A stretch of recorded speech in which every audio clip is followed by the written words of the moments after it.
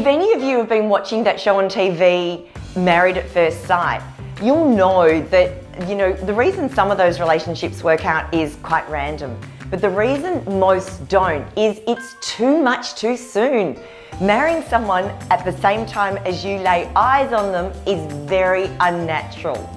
And what we tend to do is replicate that in the advice space, or if you're a professional services provider.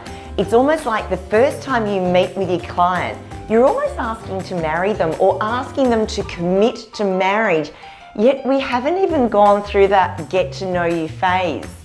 So one of the tips that I've seen work really well is to step back and have a look at especially that initial engagement phase with a client, and how are you making it less overwhelming and less of a big commitment right up front.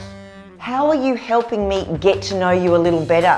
What sort of things are you sending me? What are you sharing with me? What communication are you having with me?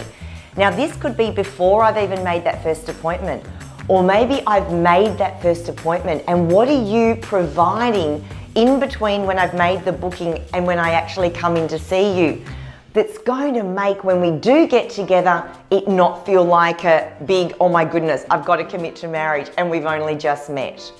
So have a think about it and have a look at your engagement process and really consider how can you take away some of the overwhelm, break it down into some smaller chunks so that by the time I do get to the point where I need to make that decision to commit, it doesn't feel like I've just done it the first time we laid eyes on you, and we then don't have to replicate that crazy Married at First Sight experience.